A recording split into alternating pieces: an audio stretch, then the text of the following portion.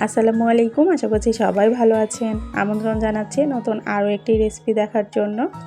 আজকে তৈরি করে দেখাবো কাঁচা কলার কোপ্তা।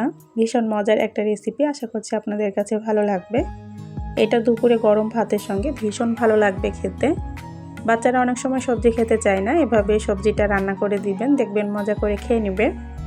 কাঁচা কলার কোপ্তা রান্না করার জন্য আমি এখানে 2টা কাঁচা কলা নিয়েছি আর একটা মাঝারি সাইজের আলু নিয়েছি। এবার কলাগুলোকে আমি কেটে নিব। তো কলাগুলোর দুই পাশ ভালো করে কেটে নিয়ে তারপর এগুলোকে 2 টুকরা করে নিয়েছি আর এগুলো ধুয়ে নিয়েছি। আমি আলুটাকেও কেটে নিয়েছি।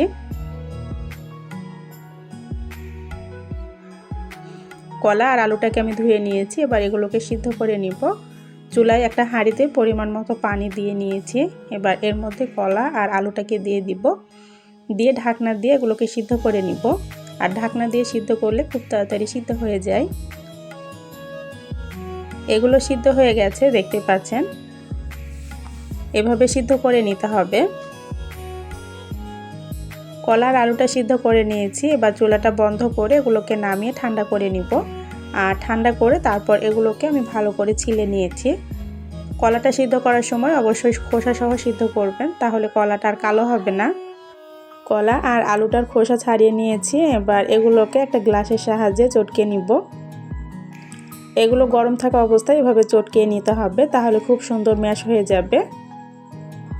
এগুলোকে আমি ম্যাশ করে নিয়েছি আর দেখতে পাচ্ছেন ঠিক এভাবে ম্যাশ করে নিতে হবে। এর ভেতরে যেন কোনো রকম দানা দানা না থাকে। এর মধ্যে দিয়ে দিচ্ছি পেঁয়াজ কুচি। আমি একটা বড় সাইজের পেঁয়াজ কুচি করে নিয়েছি, এটা দিয়ে দিচ্ছি। আর দিয়ে দিব বেশ কিছুটা ধনিয়া পাতা কুচি। দিয়ে দিচ্ছি আদা রসুন বাটা। পরিমাণ মতো হলুদের গুঁড়া দিয়ে দিচ্ছি আর দিয়ে দিব শুকনো মরিচের গুঁড়া। এরপরে দিয়ে দিচ্ছি সামান্য পরিমাণ জিরা গুঁড়া। এরপরে দিয়ে দিব গরম মশলা গুঁড়া আর দিয়ে দিচ্ছি বেসন। পরিমাণ মতো লবণ দিয়ে এগুলোকে হাত দিয়ে ভালো করে মেখে নিব। এগুলো হাত দিয়ে ভালো করে মেখে নিয়েছি। এবার এগুলোকে শেপ দিয়ে নিব। এবার হাতে তেল মেখে নিয়ে এখান থেকে অল্প অল্প ডো নিব আর এভাবে কোপ্তার আকারে শেপ দিয়ে দিব। আমি এভাবে প্রথমে গোল করে তারপর একটু চ্যাপ্টা করে দিচ্ছি।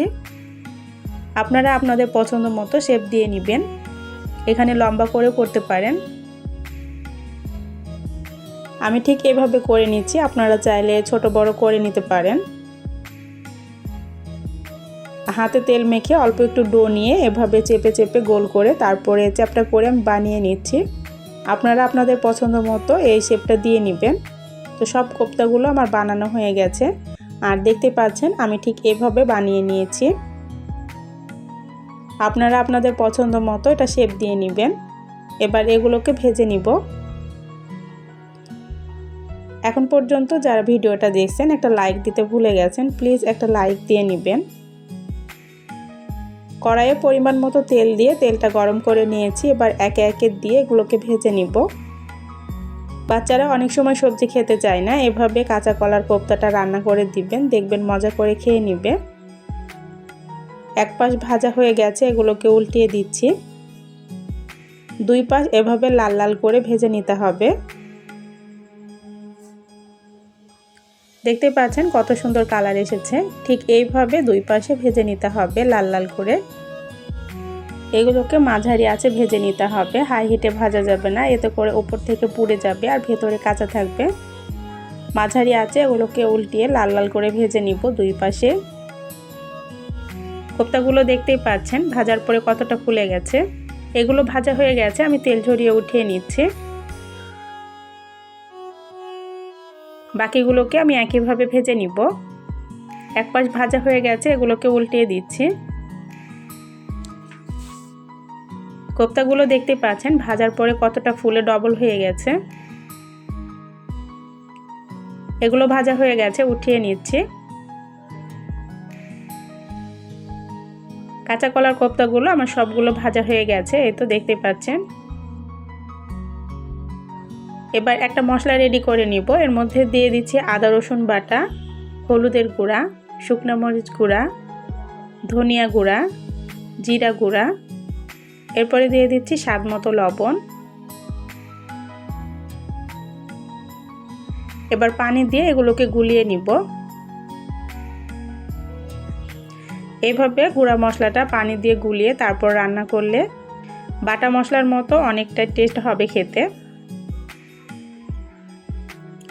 বাড়তি তেলটা উঠিয়ে নিয়েছি, আর যতটুকু তেল লাগবে রান্না করতে পরিমাণ মতো তেল দিয়ে তারপর এর মধ্যে দিয়ে দিচ্ছি পেঁয়াজ কুচি আর একটা তেজপাতা দিয়ে এগুলোকে ভেজে নিব।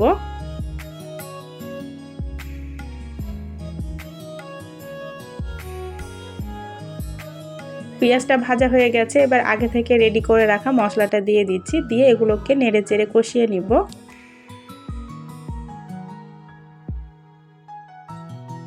যারা নতুন বন্ধু ভিডিওটা দেখছেন একটা লাইক দিয়ে চ্যানেলটা সাবস্ক্রাইব করে রাখবেন, পাশে থাকা বেল বাটনটি অল ক্লিক করে দিবেন, এতে করে নতুন কোনো ভিডিও ছাড়লে সবার আগে দেখে নিতে পারবেন।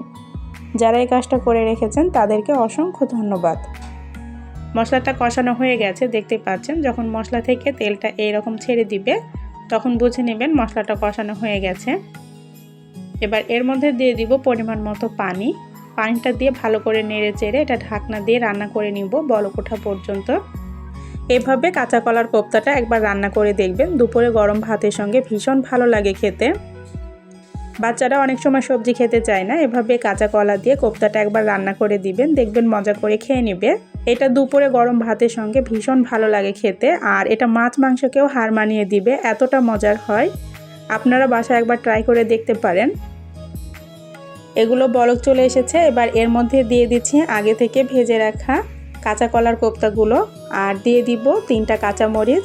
এরপরে দিয়ে দিচ্ছি গরম মশলা গুঁড়া, দিয়ে এগুলোকে ভালো করে নেড়ে চেড়ে আমি ঢাকনা দিয়ে রান্না করে নিব 5 মিনিটের মতো।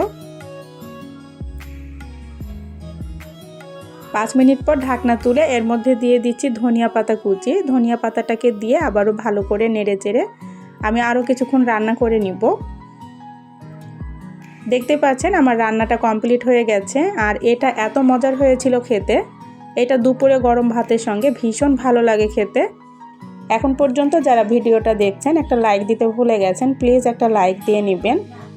দেখতে পাচ্ছেন আমার রান্নাটা কমপ্লিট হয়ে গেছে, এবার চুলাটা বন্ধ করে এগুলোকে নামিয়ে নিব। মাছ মাংসকেও হার মানিয়ে দিবে, এতটা মজার হয়। আশা করছি আমার আজকের এই সহজ রেসিপিটা আপনাদের কাছে ভালো লেগেছে, আর রেসিপিটা ভালো লাগলে ভিডিওটাতে লাইক দিয়ে চ্যানেলটা সাবস্ক্রাইব করে রাখবেন। আজ এ পর্যন্তই, আল্লাহ হাফিজ।